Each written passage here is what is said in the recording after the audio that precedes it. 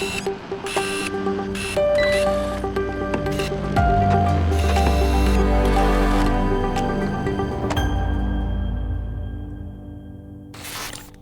everyone, it's Stacy Bresler here at Archer Energy Solutions, and I am happy to be here with my partner, Stephen Parker, where we're going to just talk a little bit about this in the DirectConnect episode number. I have no idea. It's a large number. They're getting bigger and bigger all the time. Several numbers. We're in the 3 digits, so we're moving towards that 4 digits, and someday maybe we'll hit that. But today, the format's just to kind of talk about whatever's on our mind, what's going on in the industry. The last episode, we talked a lot about the data centers and how that's having impact on communities, and those large loads are becoming a factor overall. But another thing, Steve, that I noticed that happens to be top of mind is this rate of change, and maybe we call it unmanageable rate, I don't know, of change in critical infrastructure, from things like massive regulatory acceleration. We're seeing all kinds, like the NERC CIP is shifted. We're seeing the TSA pipeline directives about to become a real order.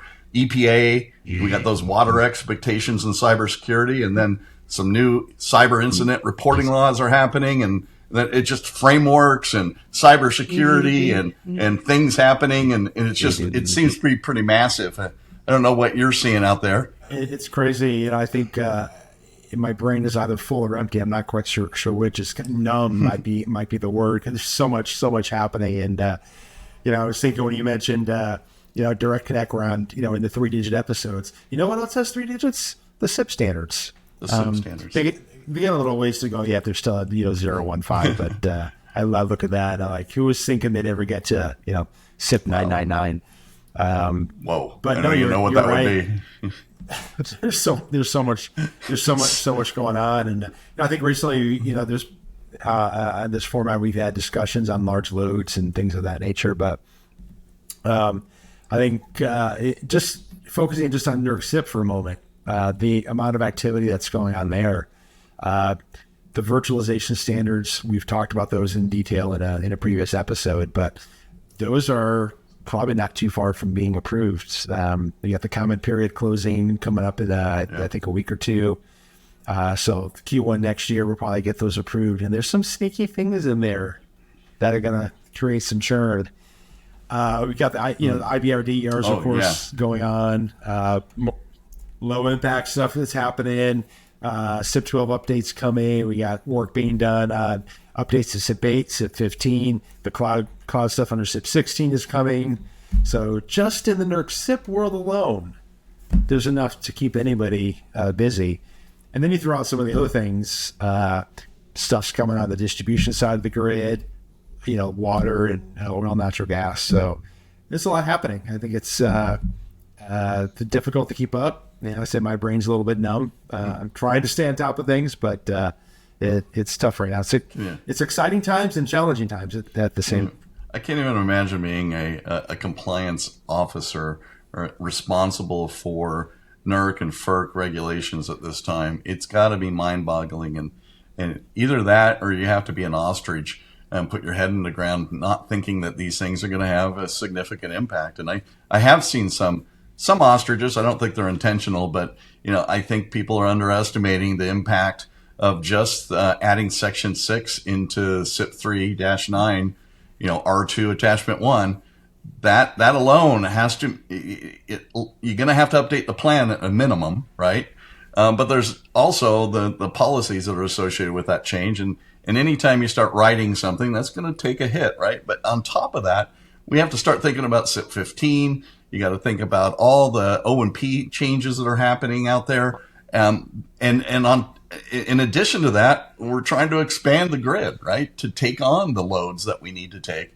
I mean, we're seeing the IBRs. We got the GOD IBR categorization that's happening right now. We got microgrids. We got AMI expansion. We got real-time data dependencies that are just fundamentally changing grid behavior and operational risk.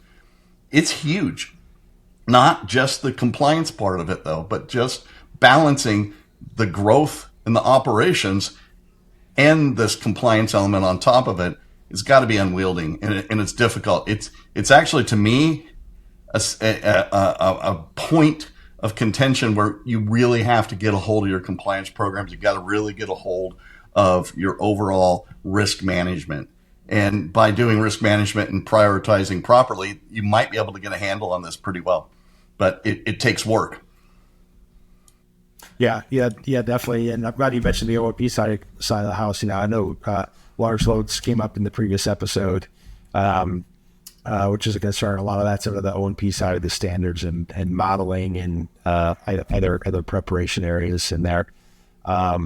IBRs, DERs, as you mentioned, largely on the O&P side. It's interesting if you look at the reliability risks that NERC focuses on. They do this annual report where they publish those. That feeds into the CMET. Being a NERC CIP specialist, I've always been, kind of excited because security vulnerabilities are always very high on that list. They've actually been dropping down a little bit, which is remarkable because I don't think security risk is decreasing. I think it's increasing. Absolutely. It's just that the other risks are increasing so quickly with the, it was the changing resource mix. Resource adequacy is a huge issue right now with the large loads. And just the overall demand increasing in large part due to the large loads. Well, so you mentioned the threat. I'm getting tired. Yeah. I'm getting tired just talking about it, right? Yep, absolutely. You mentioned, the threat actors, the vulnerabilities. I think the adversary capability is increasing. And I think with that comes maybe not more vulnerabilities being discovered, but definitely penetration, actually putting more threats and risks into the organizations is happening because of these capabilities that the adversaries are getting. I mean, they are not necessarily announcing anymore. And we can go back, a year and a half, talk about the water PLC issue where we've found a whole bunch of Chinese bots embedded. I think that adversary right there is increasing, and that brings a lot of concerns for any cybersecurity team thinking about how do we protect our assets. And how do we explain this, to executives about what those risks are? And that's not my gosh, I can keep on going, Steve. The technology that's turning over too. I mean, we have a huge amount of cloud migration being pushed upon us by vendors, which, makes business sense sometimes from a financial perspective, but not necessarily the right thing to do. But that's coming. We can't stop it. Cat's out of the bag. We got all kinds of new OT monitoring tools coming out. AI assisted analytics are happening. You talk about,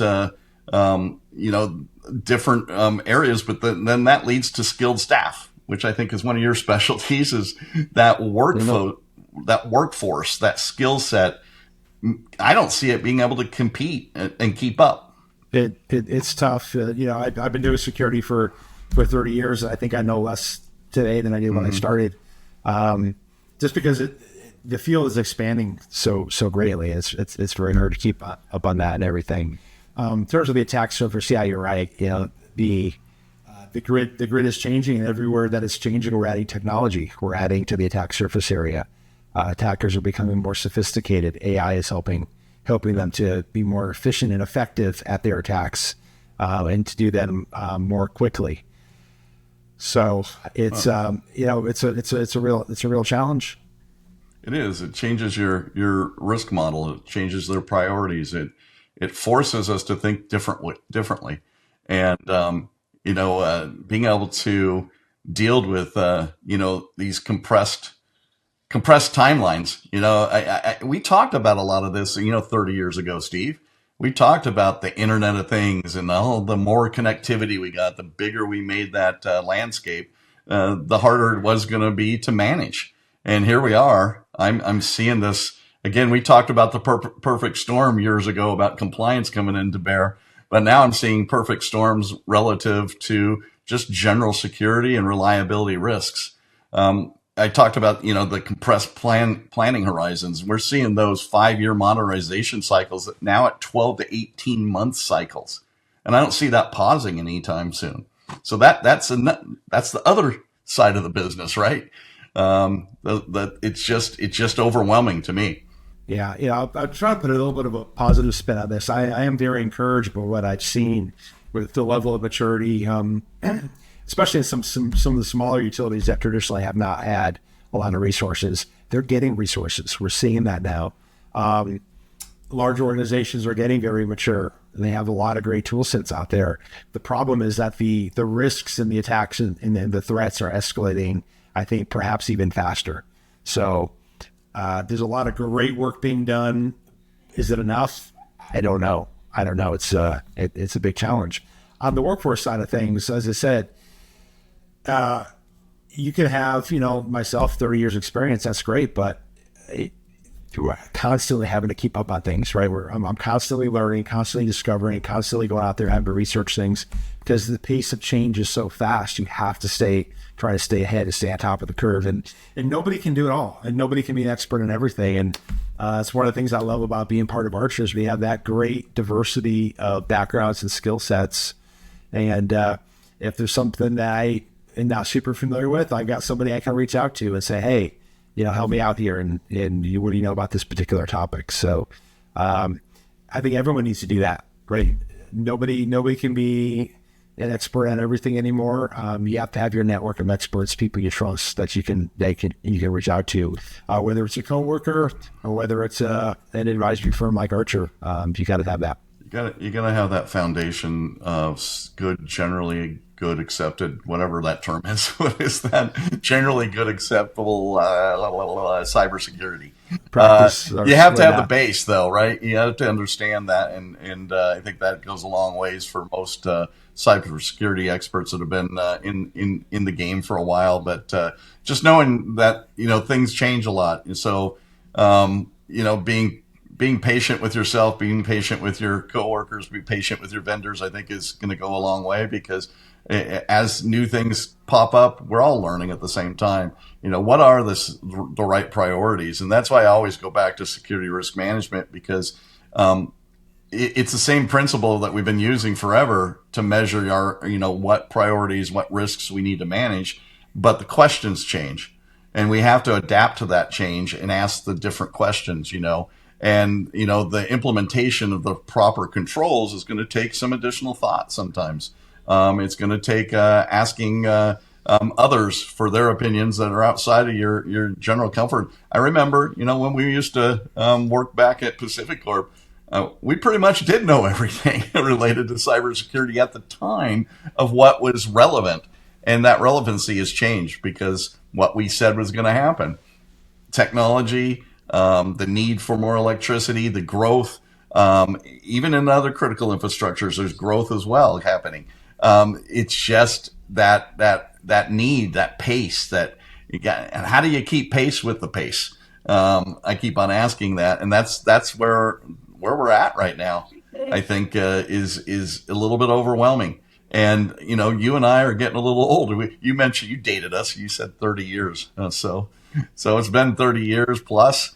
And we're going to be looking for, a sunset at some point, and who's coming in behind us. And that's where I think, investments in technology is one thing, but investments in people is another.